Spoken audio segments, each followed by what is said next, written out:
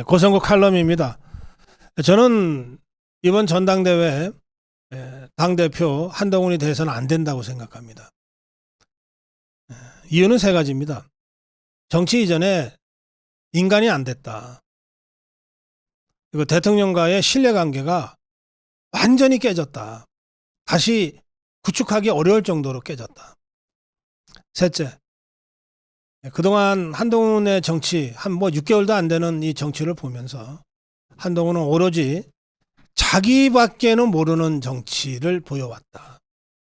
그게 대선에 대한 뜨거운 열망 때문이든 아니면 일천한 정치 경험 때문이든 아니면 그냥 워낙 천성이 그래서 인 탓인 등 간에 어쨌든 한동훈이 지난 6개월간 정치판에서 보여준 행보는 그저 자기밖에 모르는 정치였다. 이런 정치로는 당대표 맡으면 안 된다.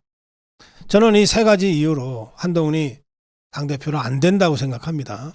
그런데 제 입장을 제가 여러분한테 강권하고 싶진 않아요. 여러분들이 각자 생각을 해보세요. 각자 생각을 해보시는데 오늘 제가 이렇게 제안합니다. 여러분이라면 나라면이라고 하지 마시고 내가 윤석열 대통령이라면 하고 한번 정말 역지사지를 한번 해보시기 바랍니다. 왜 윤석열 대통령이라면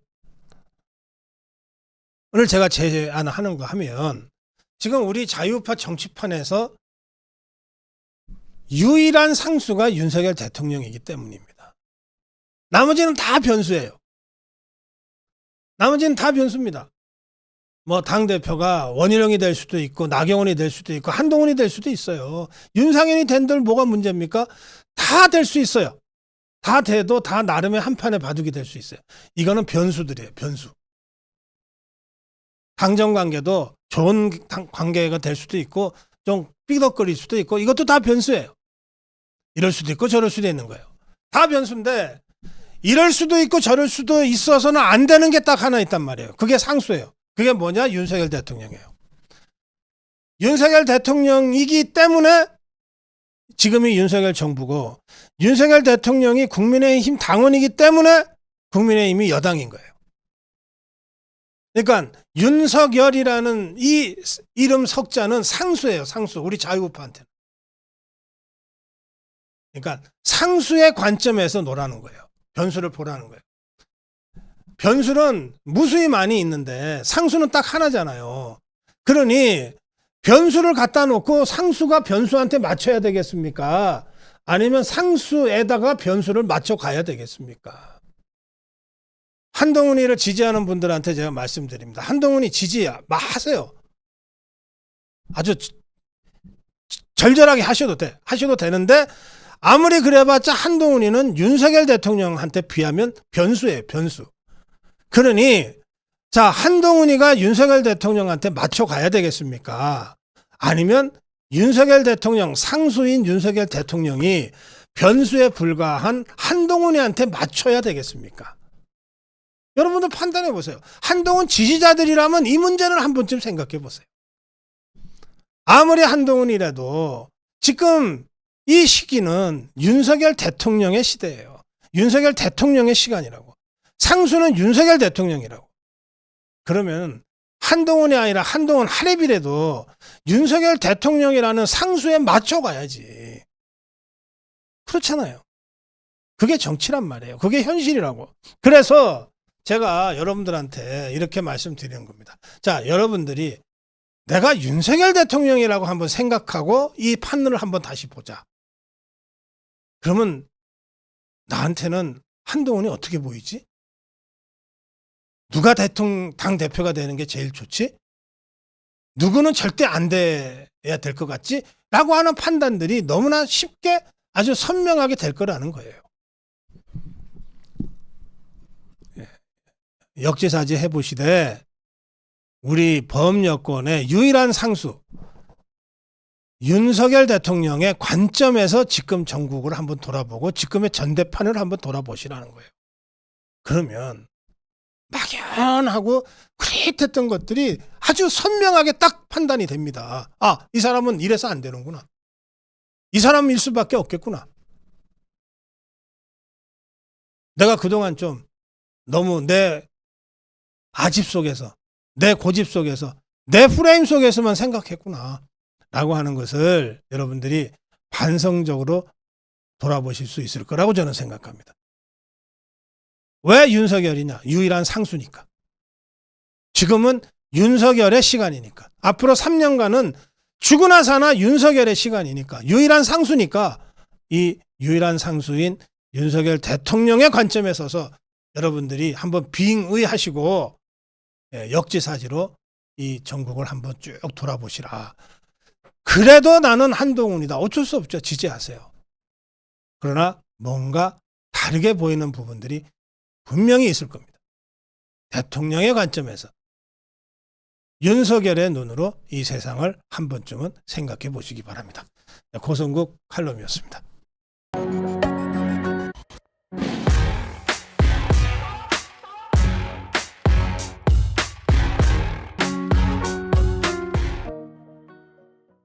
네, 고성국 칼럼입니다. 산무 전대를 우려한다.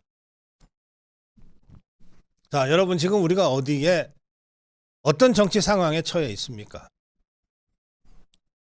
사상 최악의 총선 참패 직후입니다.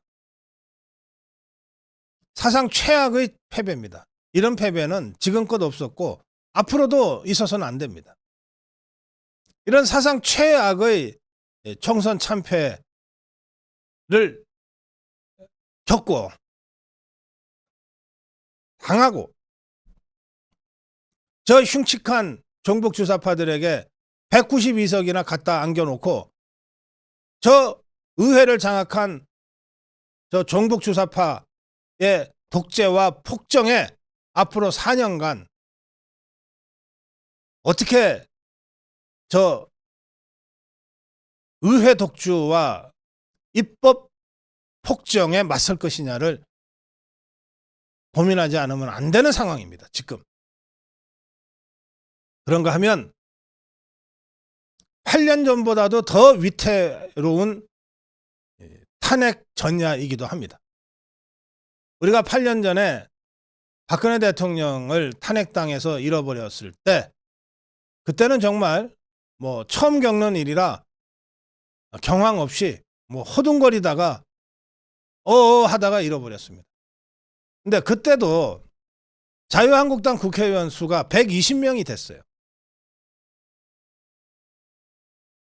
지금은 고작 108명입니다. 8년 전 박근혜 대통령이 탄핵당할 때보다 훨씬 더 열악하고 험악한 탄핵 전야 정국입니다. 자, 이런 상황에서 지금 우리가 집권당의 새 지도부를 구성하는 전대를 하고 있습니다. 그렇다면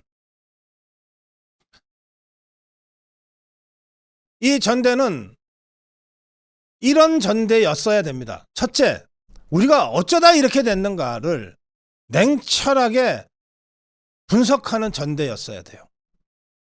정말 냉정하게 외과 의사처럼 아주 냉혹하게 해부할 거 해부하고 그리고 진단할 거 진단하고 조직검사에서 암인지 아닌지 이거 정말 냉정하게 판단해야 되잖아요. 그런 진단이 먼저 이루어졌어야 돼요. 그거 총선 백서 작업이 그런 일을 하기 위해서 필요했던 겁니다. 그런데 총선 백서 작업까지 끝났는데도 아직 공개를 하지 못하게 한동훈이가 막고 있어요. 지한테 불리할까 봐. 완전히 당을 사장화하고 있잖아요. 당 대표가 되기도 전에. 또 앞으로 이 192석의 압도적 다수를 앞세워서 대통령을 겁박하고 탄핵하고 입법 폭주를 할 저 종북 주사파 그리고 김정은 시진핑 세력에 맞서서 우리가 어떤 정치 노선으로 무장할 것이냐. 어떤 정치적 노선으로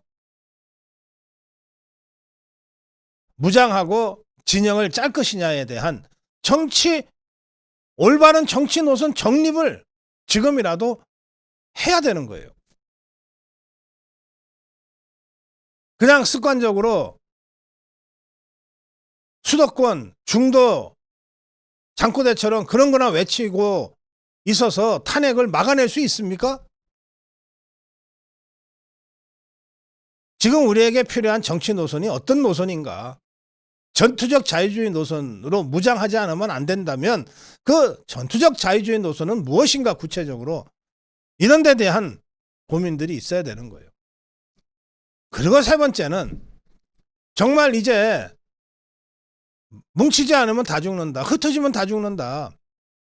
는 총단결의 의지가 결집되는 전당대회로 이걸 치러줘야 되는 겁니다. 그런데 지금까지 진행된 전당대회는 그 어떤 것도 이루어지지 않았어요. 그 어떤 것도. 산무전대입니다. 산무. 세 가지가 없는 전대예요. 첫째, 뭐가 없냐? 정치 노선 토론이 없어요.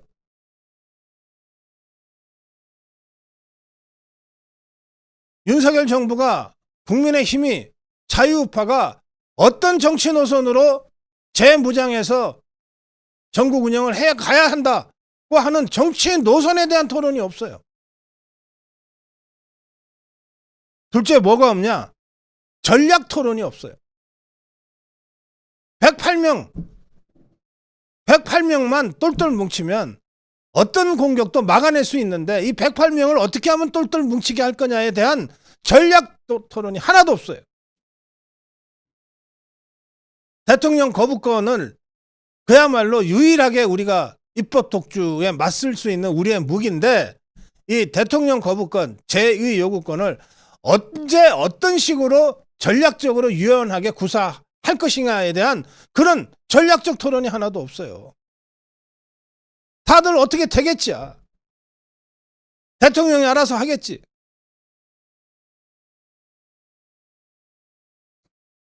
저 종북 주사파들은 분명한 정치 노선이 있습니다.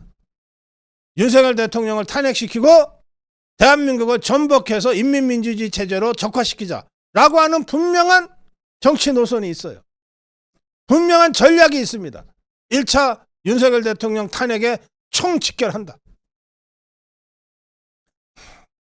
그러면서 8년 전에 재미를 봤던 자유우파 진영 내에 배신자들을 최대한 많이 만들어낸다. 제2의 김무성, 제2의 유승민이를 다시 한번 만들어내자.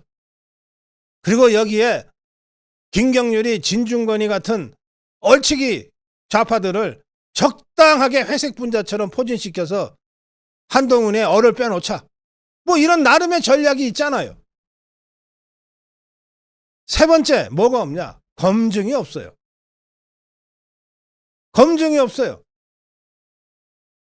자, 한동훈 지지자들 여기 방송 지금 듣고 계실 텐데 제가 묻습니다.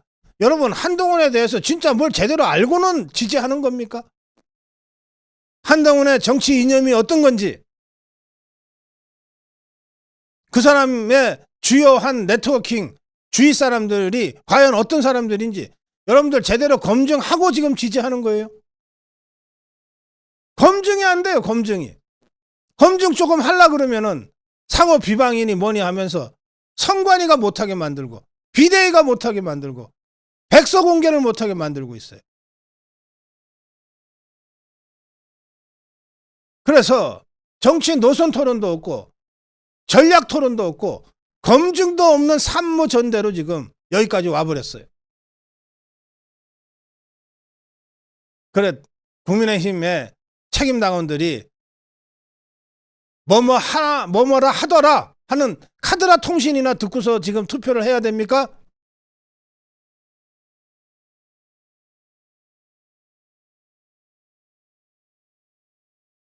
많은 분들이 그래서 전대보다 전대 후를 더 걱정하는 이런 황당한 상황까지 지금 와버렸습니다. 다들 전대후를 걱정하고 있어요. 한동훈이가 되면 이거 어떻게 되나? 원희룡이가 되면은 과연 당을 하나로 이끌어갈 수 있을까? 전대후를 당원들이 걱정하게 생겼어요. 자, 그래서 정말 답답합니다. 그렇지만 정치는 이런 상황에서 아무리 답답해도 아이고 나 귀찮으니까 손 털고 나 갈래 할 수 없는 게 정치 아닙니까? 그래서 자, 지금이라도 다시 한번 마음을 추스르고 세 가지를 다시 한번 얘기합시다. 여러분 주위에 자유우파 국민들과 당원들과 정말 차분하게 한번 대화를 나눠봅시다. 첫째, 어떤 경우에도 대통령을 배신하지 않고 대통령과 함께 갈 대표감이 4명 중에 누구냐? 한번 토론해 보자고. 그냥 미몽에 젖어서 이미 나 누구를 지지했기 때문에 하고 고집 부리지 말고, 지금 여러분들 그럴 때가 아니에요. 정말 다 내려놓고 제로 베이스에서 이걸 한번 토론해 보자고. 대화하자고요. 자, 이 4명의 대표 중에 1명을 뽑아야 되는데 넷 중에 누가 마지막까지 어떤 상황에도 대통령을 배신하지 않을 수 있는 사람이냐, 이거 한번 살펴보자고요. 이게 제일 중요해요. 지금 둘째, 좌파가 공작하고 여론전 펼치는 거 이거 간단치가 않습니다. 이건 그야말로 산전수전 공중전 다 겪고 좌파들하고 정말 뒹굴기도 하고 그것들한테 뒤통수도 맞아보고 또 보기 좋게 좌파를 박살내보기도 하고 한 이런 좌파를 제일 잘 알고 좌파의 전략 전술에 빠삭하게 대응할 수 있는, 마치 박정희, 남로당 경험에 박정희가 김일성이를 속속들이 알아서 체제 경쟁에서 김일성이를 압도적으로 눌러버렸듯이 지금 종북 주사파들을 나름 샅샅이 알고 있는 사람이 이 4명의 후보 중에 누구냐, 누가 그 좌파들한테 제대로 대응할 수 있겠느냐 라고 하는 것을 좀 살펴봅시다. 그중 그래도 누가 좌파와 제대로 싸운 경험이 있고 싸워서 이길 수 있는 전투력을 갖고 있느냐, 그거 살펴보자고요. 세 번째로, 여차직하면 정말 대통령을 위해서, 정부를 위해서, 자유우파를 위해서 내 한번 던질 정도의 결기와 헌신성을 갖고 있는 사람이 누군지를 한번 보자고. 자기 정치가 아니라 자유파 전체를 위해서, 대한민국을 위해서, 윤석열 정부를 위해서, 윤석열 대통령을 위해서 한 몸 초계같이 던질 정도의 결기를 갖고 있는 사람이 넷 중에 누구냐 그러면 적어도 3가지 기준에는 맞아야 되지 않겠어요?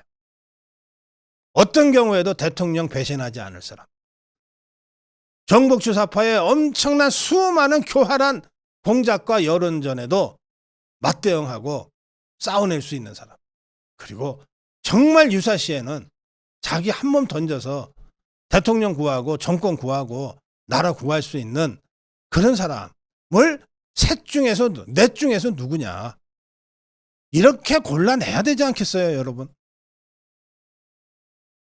비록 이번 전대가 정치 노선 토론도 없고 전략 토론도 없고 검증도 제대로 안 된 전대이지만 그래도 마지막 이 순간에 이 3가지 기준, 어떤 경우에도 대통령을 배신하지 않고 함께할 사람, 종북주사파의 수많은 공작과 여론전을 맞짱 뜨고 싸워낼 수 있는 사람, 그리고 정말 필요할 때는 자기 몸을 날려서 던져서 대통령을 구하고 나라를 구할 그런 결기와 헌신성이 있는 사람, 이 3가지 갖춘 사람이 누구냐, 넷 중에 누구냐, 최소한 이 정도는 좀 여러분들이 고민하면서 선택해야 되지 않겠는가, 그런 말씀을 제가 드립니다. 여러분 제발 미몽에서 깨어나십시오. 꿈에서 깨세요. 실체를 똑바로 보고 이미지 가지고 보지 마시고 실체를 똑바로 보고 과연 자유파를 대한민국을 그리고 윤석열 정부를 저 종북주사파의 공격으로부터 구해내고 막아낼 사람이 누구냐. 예. 네, 고성국 칼럼이었습니다.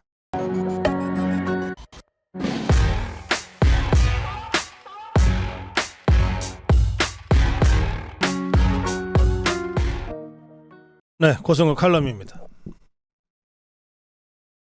원희룡이 묻습니다. 대한민국 건국일은 언제입니까? 어제 TV 토론이었어요. 한동훈, 아, 이렇게 하시네요. 예, 저는 대한민국이 우리 재헌의회가 출범하면서 건국됐다고 생각합니다.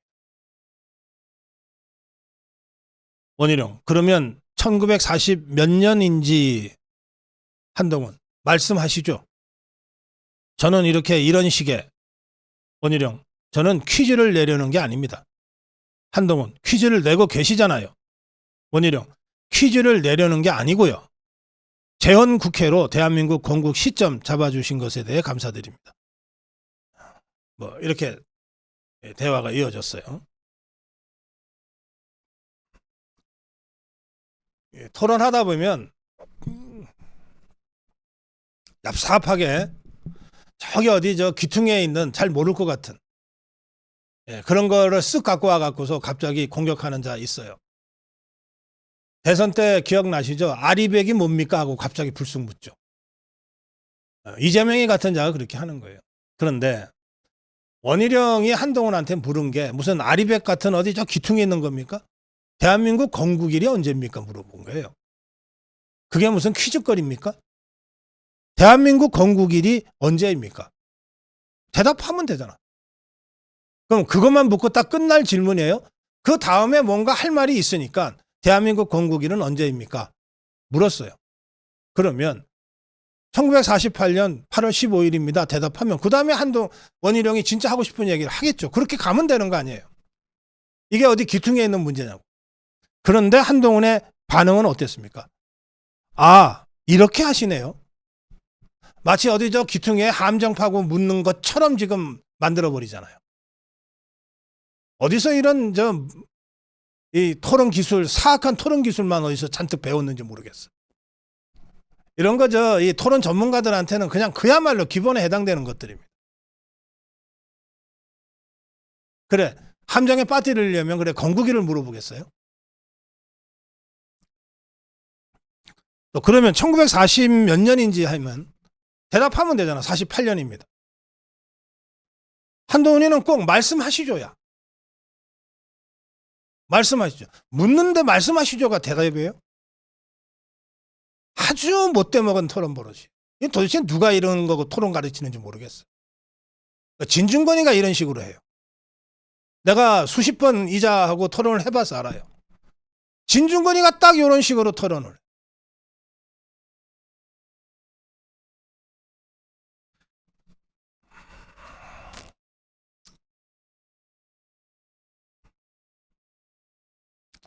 뭐 더 토론은 계속 됩니다만 여러분들이 그냥 영상으로 보시면 되겠고요. 자, 저는 이 문제 굉장히 중요하다고 생각합니다. 대한민국 헌법 전문에는요. 우리 대한민국은 3.1운동으로 건립된 대한민국 임시정부의 법 통과, 불의에 한거한 4.19 민주 이념을 계승하고 이렇게 되어 있습니다. 법 통과 이념을 계승하고 되어 있습니다. 독립정신을 계승하고 민주주의 이념을 계승하고 통일을 지향한다는 것이 우리 대한민국 헌법 전문의 정신이에요. 자, 그렇다고 해서 그것이 곧바로 1948년 8월 15일 건국이라고 하는 것으로 바로 딱 직결되는 건 아니잖아요. 건국은 또 다른 절차가 필요한 거예요. 좌파들은 1919년 상해 임시정부를 대한민국 건국이라고 자꾸 우기고 있어요. 상해의 임시정부가 세워진 날짜가 1919년 4월 11일이에요. 이거를 자꾸 대한민국 건국이라고 주장을 해요. 왜 그런지 아세요? 이렇게 해야 이승만을 부정할 수 있거든. 건국 대통령 이승만을 부정할 수 있거든. 이렇게 해야 대한민국 건국에 좌파들이 주도했다고 하는 것을 역사적으로 주장할 수 있거든. 그래서 상해 임시정부 독립운동의 한 지휘부에 불과했던, 그런데 명칭이 상해 임시정부였던 그것을 실질적으로 대한민국 건국의 출발점으로 자꾸 경강부에 고집하고 있는 거예요. 대한민국 임시정부는요, 초기에 1919년 4월 11일 만들어질 때 7개의 임시정부가 모여서 만들어졌어요. 3.1 운동 직후에 이대로는 안 되겠다. 우리가 뭔가 지휘부를 만들어서 조직적으로 독립운동해야 되겠다고 생각한 수많은 독립운동가들이 여기저기서 임시정부를 만들어요. 그게 무려 7개나 나옵니다. 그래서 7개나 되니까 이걸 하나로 좀 통합하자고 해서 모인 거가 상해 임시정부예요. 그러니까 독립운동의 최고 지도부죠. 명칭이 정부지 지금 우리가 얘기하는 정부의 내용을 제대로 갖추고 있지 못했어요. 그런데 특히 중요한 것은 이 상해 임시정부는 사실상 좌파들이 주도한 독립운동 기구였다는 겁니다. 상해 임시정부, 여러 개의 임시정부에서 다 대통령이나 총통으로 추대된 사람은 이승만 대통령입니다. 그래서 상해 임시정부에서도 이견 없이 이승만 초대 대통령을 임시정부 대통령으로 추대합니다. 그런데 이승만 대통령은 그때 미국에서 독립운동을 미국에서 하고 있었기 때문에 상해로 바로 가지를 못해요. 대통령과 국무총리를 뒀어요. 그래서 실제로 상해 임시정부의 살림을 다 이끌어간 것은 이 국무총리인데, 국무총리에 임명된 사람이 이동휘입니다. 이동휘. 그럼 이 이동이라는 사람은 누구냐? 이 사람은 공산주의자예요. 처음부터 공산주의자는 아니었는데 1917년에 소련의 볼셰비키 혁명이 성공하자 그때부터 공산주의자로 전향을 해요. 그래서 고려공산당을 만듭니다. 그리고 공산당 운동을 계속해요. 상해 임시정부를 완전히 공산주의파로 장악하려다가 실패하고, 그 과정에서 이승만 대통령과 이견이 심각해지자 스스로 1921년에 그만둬버려요. 그리고 나서 끝까지 죽을 때까지 공산주의 활동을 했던 자입니다. 그러니까 상해 임시정부는 대통령은 이승만이었지만 실제로 내각을 총괄하면서 이것을 다 꾸려간 것은 공산주의자 이동휘였다는 거예요. 그러니까 상해 임정을 대한민국 건국의 출발점으로 삼겠다고 하는 좌파들의 머릿속에는, 그러니까 상해 임정에서부터 우리 좌파 공산주의자가 적통이었어 라고 하는 것을 주장하기 위한 것입니다. 그래서 대한민국 건국 시점이 1919년 4월 11일이냐 아니면 1948년 8월 15일이냐라고 하는 것은 무지무지 중요한 문제입니다. 양보할 수 없는 문제예요. 이것은 대한민국의 정체성과 직결되는 문제입니다.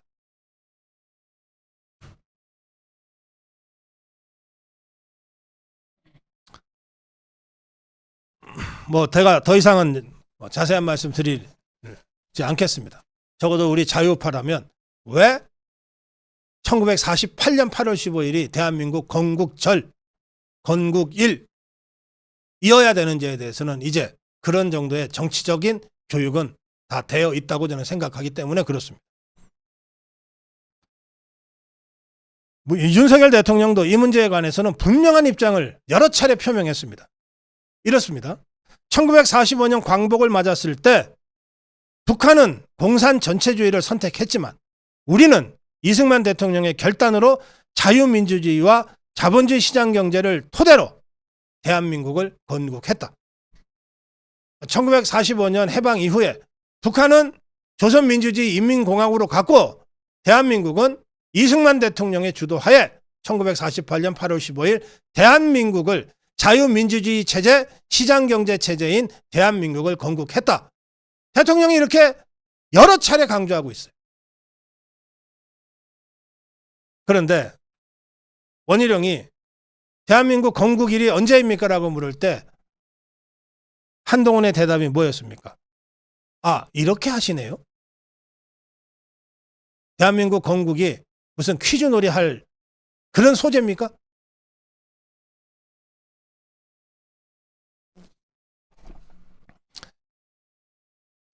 저거는 기독교 신자는 아니지만 기독교인들은 사도신조, 사도신경이라는 신앙 고백을 한다고 합니다. 매 주말 교회에서 기도하고 예배를 드릴 때 이 신앙 고백을 스스로에게 한답니다. 그 신앙 고백은 이렇다고 하는데요.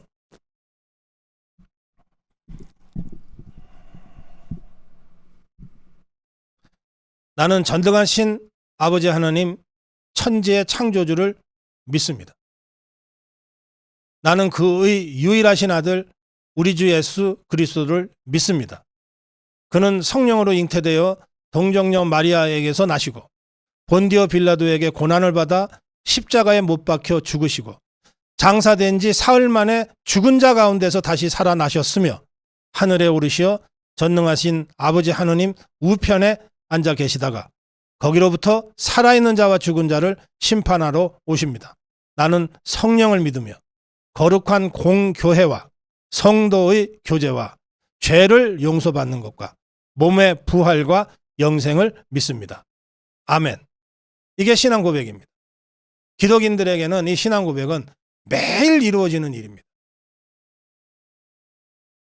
평생 이루어지는 일입니다.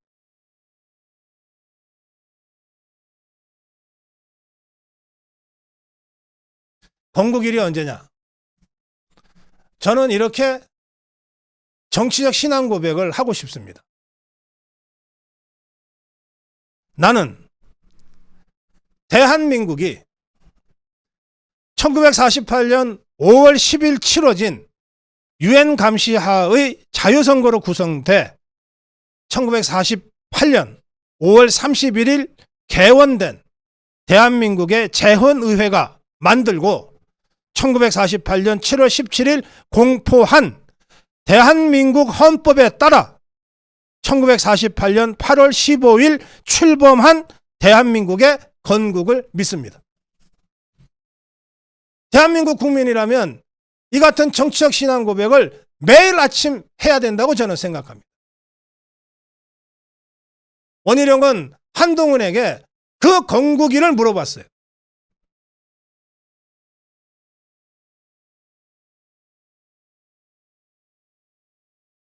설사 원희룡의 의도가 한번 아는지 모르는지 물어보겠다고 했다 하더라도 한동훈이 최소한의 자유우파로서의 마음가짐을 갖고 있다면 자유우파의 정치적 지도자가 한번 돼보겠다고 하는 생각이 조금이라도 있다면 진지하게 답변했어야죠. 저는 1945년 해방되어 1948년 50총선거와 7월 17일 헌법 공포와 그 과정을 통해서 1948년 8월 15일 수립된 대한민국 건국을 믿습니다. 당당하게 이렇게 답변해야죠. 고성국 칼럼이었습니다.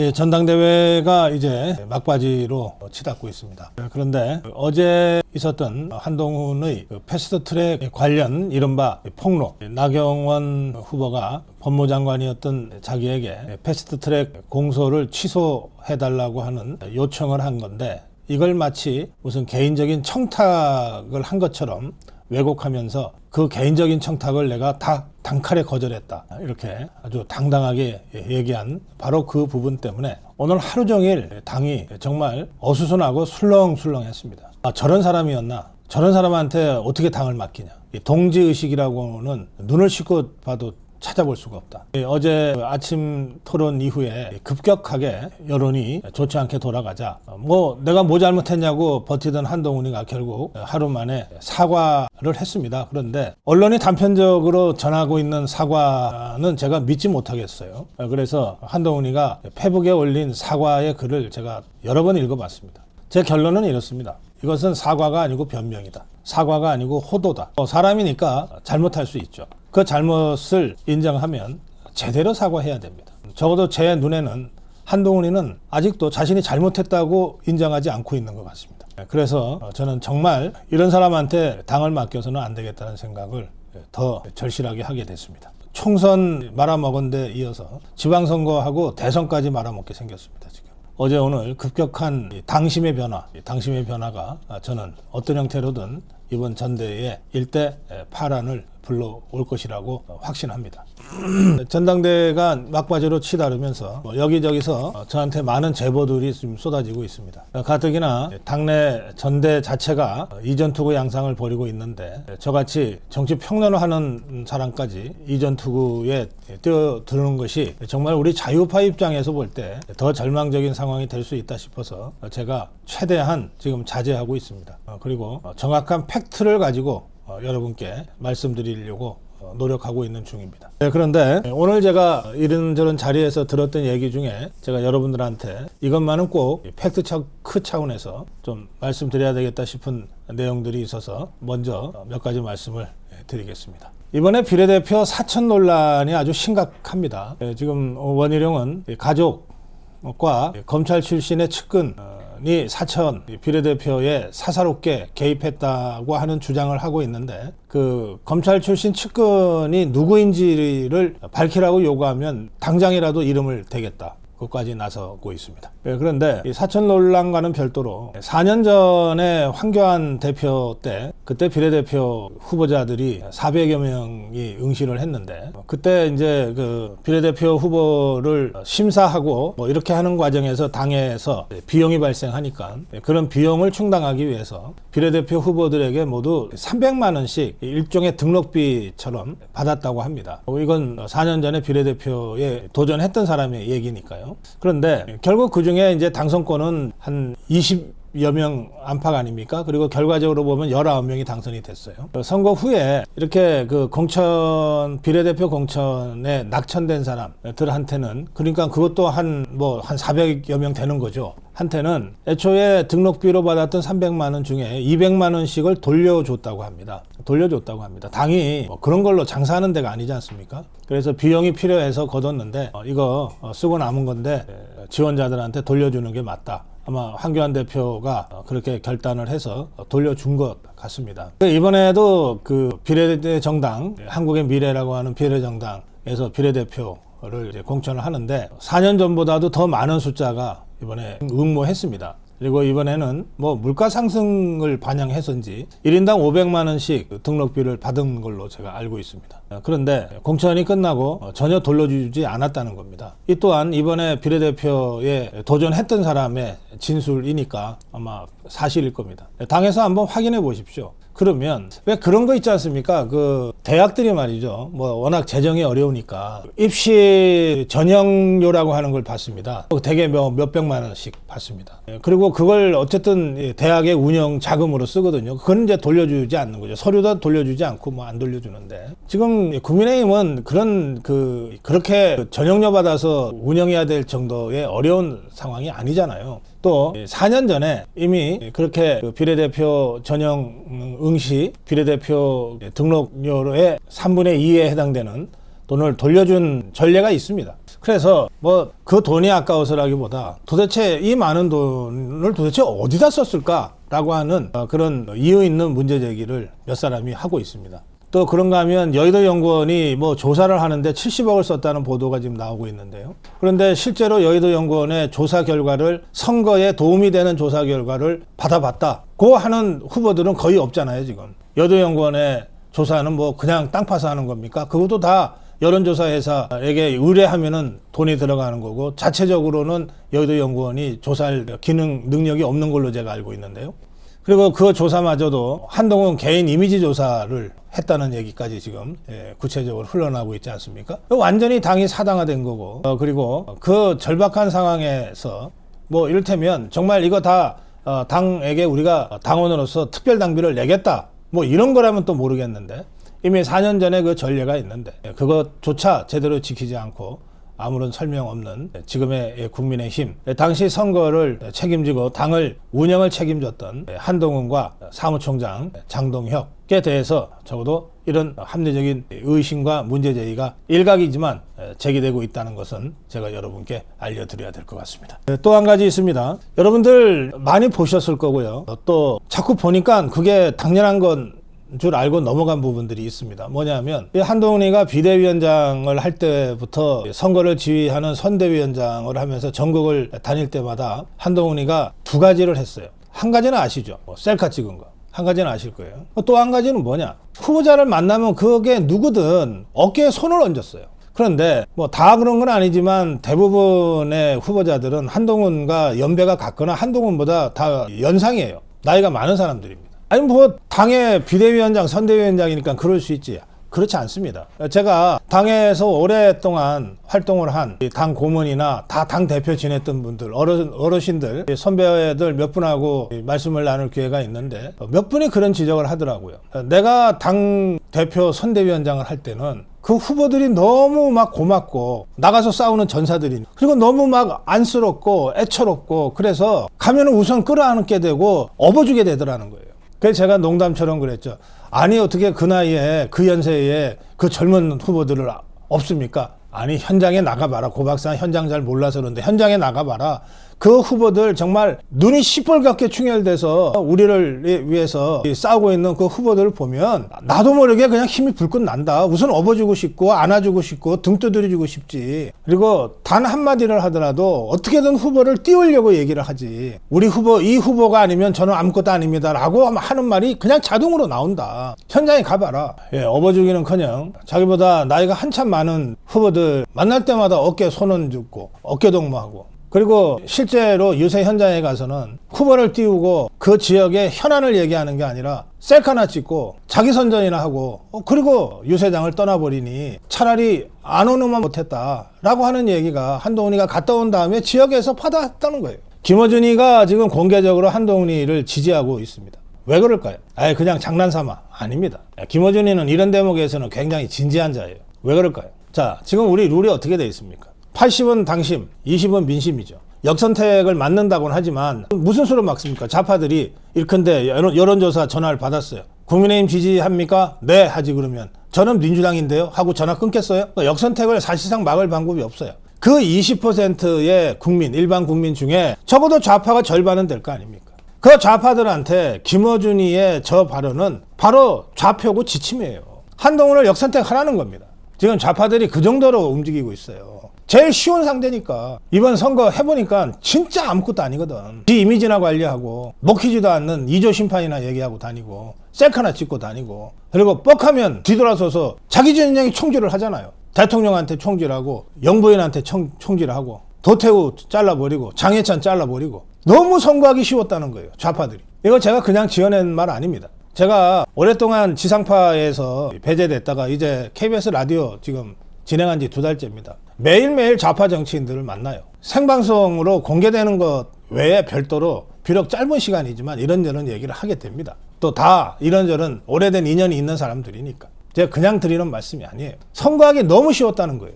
지금 한동훈이 당대표가 되는 순간 한동훈 특검은 막을 방법이 없습니다. 그러면 왜 저자들은 그렇게 한동훈 특검에 목을 맬까? 간단합니다. 진흙탕 싸움으로 끌고 가기 딱 좋거든요.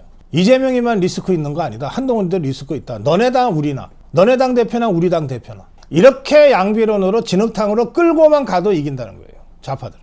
그런데 지금 한동훈이가 지 스스로 특검을 안 할 수 없게끔 지금 만들어가 버렸어요. 오늘 라디오에 박지원이 나와서 그 얘기하고 갔습니다. 아니 뭐 우리는 꼭 할 생각이 없는데 이제 안 할 수 없게 지금 상황을 스스로 만들어가고 있는데 우리들은 어떡하라는 겁니까? 이게 박지원의 얘기 아니었습니까? 저는 어제부터 전당대회 구도가 확연히 바뀌고 있다는 걸 느낍니다. 그동안 잘 몰랐는데 이거 정말 이제 실체를 알고 보니까 정말 위험하구나. 선거가 내일부터 시작됩니다. 당원들에 대한 모바일 투표가 내일부터 시작됩니다. 여러분 정말 잘 생각하십시오. 당을 살리는 길, 대통령을 지키는 길, 자유우파 정권을 재창출하는 길, 대한민국을 살리는 길이 과연 어떤 것인가? 여러분 정말 냉정하게 원점에서 모든 것을 다 놓고 차분하게 생각하고 선택하시기 바랍니다.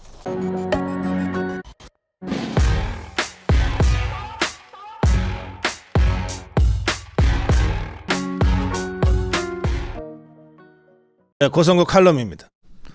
한동훈 지금이라도 사퇴하라. 제가 아시아투데이 주필로 있습니다. 아시아투데이에 게재되는 모든 사설과 주요 뉴스는 어떤 형태로든 저거의 책임도 있습니다. 아시아투데이는 사설에서 거듭해서 한동훈의 사퇴를 요구해 왔습니다. 아시아투데이는 제가 오늘 소개해드릴 두 개의 사설을 통해서 이 전대에 대한 입장을 밝혀왔는데, 대한민국의 운명을 좌우할 국민의힘 전당대회.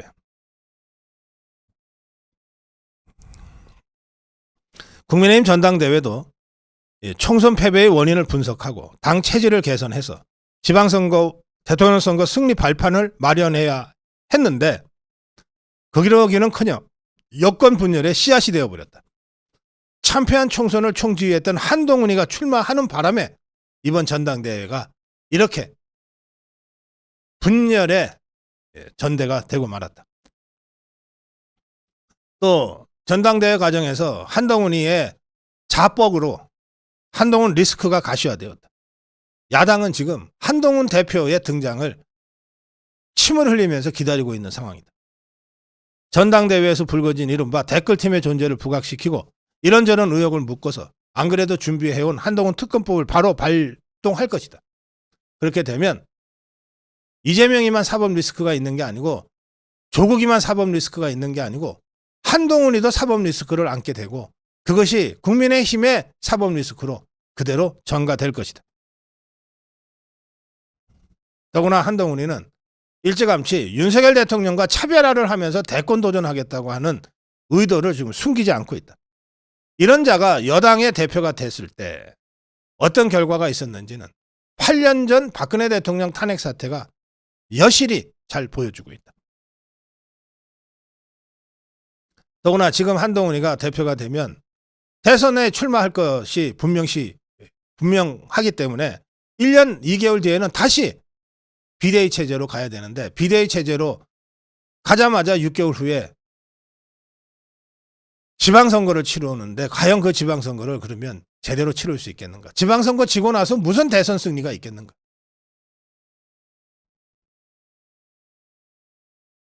그래서 대한민국의 운명을 좌우할 국민의힘의 전당대회가 절대 출마해서는 안 될 한동훈의 출마로 완전히 분열의 전당대회로 전락하고 있다. 이것이 아시아투데이 7월 16일자 사설입니다. 그리고 그 이틀 전 7월 14일자 사설에서 아시아투데이는 일찌감치 한동훈의 후보 사퇴를 요구했습니다.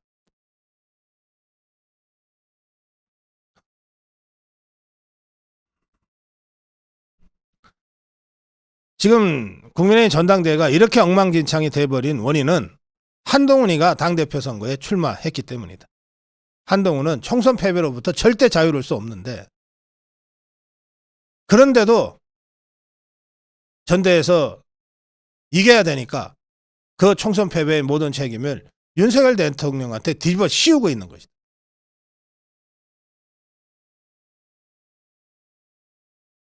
그러면서 윤석열 대통령과의 차별화를 통해서 한동훈 대권 구도를 가시화하기 위해서 한동훈 이자가 전대 출마를 하면서 맨 먼저 내민 카드가 바로 해병대원 특검법 독자 추진이다. 지금 특검은 이미 이번에 그 박정훈이의 진술에서도 드러나고 있습니다만 외압 의혹이라는 게 아무 실체가 없었다는 것. 그런데도 저 종북 주사파들이 이렇게 집요하게 특검으로 물고 들어가는 것은 윤석열 대통령과 관련해서 어떤 꼬투리라도 하나 잡아서 그걸 가지고 대통령 탄핵으로 가기 위해서. 이 구도가 빤히 보이는데 독자적 특검론을 하면 마치 그걸 막아낼 수 있다는 듯이 호도하면서 사실상 윤석열 대통령 특검으로 달려들고 있는 종북 주사파들한테 부역하는 당대표가 되겠다고 출마 제1성으로 특검 독자 추진을 얘기했던 것이다. 이런 상황을 보면 총선 때도 여러 차례 확인이 됐지만 김건희 여사 문자를 일시판대에서 적나라하게 드러나듯이 한동훈이의 정당 지도자로서의 정치 지도자로서의 정무적 판단 능력에 심각한 의심과 우려를 하지 않을 수 없다.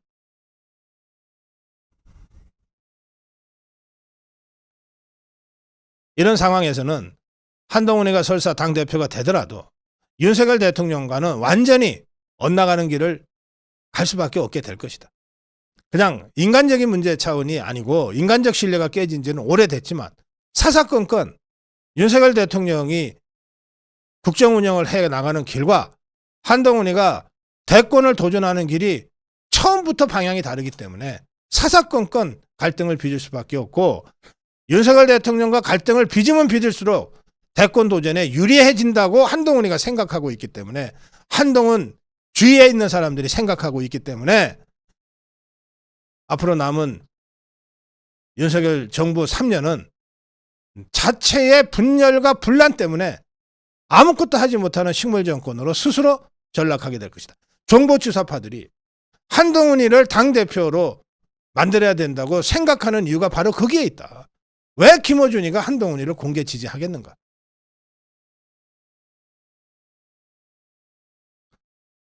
그래서 한동훈이가 더불어민주당에 가서 대권 도전하는 거야 우리가 말릴 생각이 없지만 국민의힘 자유우파 진영에서 뭔가를 해보겠다고 한다면 지금이라도 정신 차리고 당대표 후보에서 사퇴하라.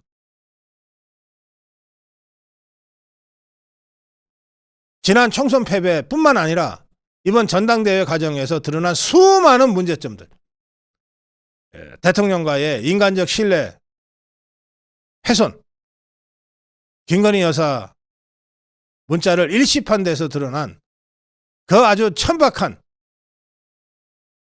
그런 행태 뿐만 아니라 종북 주사파의 폭정에 맞서 투쟁했던 우리 국민의힘 국회의원 보좌관 27명에 대한 공소 취소 요구를 개인적인 청탁으로 왜곡 폄훼하면서 그것을 스스로 무슨 대단한 폭로거리라고 폭로했던 이 얍삽하고 천박한 이런 인식에 이르기까지 홍준표 시장의 표현대로 제잘거리는 입과 소시오패스 수준의 이 마인드를 완전히 뜯어 고치지 않으면 우리 자유파 진영에서 한동훈의 자리는 없다라고 하는 점을 분명히 인식하고 지금이라도 스스로 후보 사퇴하고 반성의 시간을 가지라. 거듭나는 노력을 하겠다고 하면 기다려줄 수는 있으나 그 알량한 인기, 별것도 아닌 그 팬덤에 의지해서 패도적 방법으로 당대표가 되고 당권을 잡고 그걸 기반으로 해서 대권에 도전해 가겠다고 하는 식의 그 허망하고 잘못된 길. 8년 전 김무성이와 유승민이가 우리 자유파를 공멸로 몰아넣었던 바로 그 길. 그 길을 계속 가겠다고 고집한다면 우리 국민의힘 당원들과 자유파가 만악의 근원이 될 수 있는 한동훈을 싹부터 자르는 일대 결단을 행동하지 않을 수 없게 될 것이다.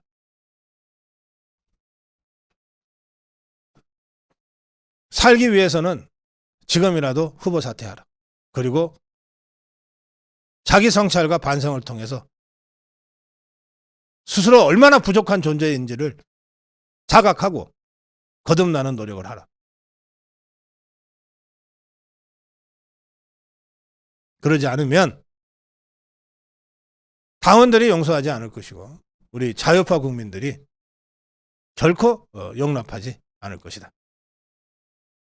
아시아투데이는 종합일간지로서 엄청난 이 정치적 부담을 감수하고 사설을 통해서 한동훈의 후보 사퇴를 계속해서 요구해 왔습니다. 아시아투데이의 이런 기본 논조에 대해서는 주필인 저도 상당한 책임을 같이 느낍니다. 그런 점들을 우리 고성국TV 시청자 여러분, 자유파 국민들께서 인식하시고 이 흐름에 동참해 주시기를 바랍니다. 덧붙여서 정도 언론을 가는 종합일간지 아시아투데이에 대한 여러분들의 관심과 애정도 제가 아시아투데이 주필로서 부탁드립니다. 네, 고성국 칼럼이었습니다. 고성국TV는 자유파의 유일 정론 방송입니다. 고성국TV는 윤석열 정권을 지켜내고 2024년 총선을 승리로 이끄는데 모든 힘을 다 쏟아부을 것입니다. 고성국TV가 어떠한 외압에도 흔들리지 않고 오로지 자유우파의 정론방송으로 나아갈 수 있도록 후원해 주십시오. 지금 바로 010-904-3010으로 전화 주십시오. 정론 방송으로 보답하겠습니다. 감사합니다. 고성국TV 화이팅!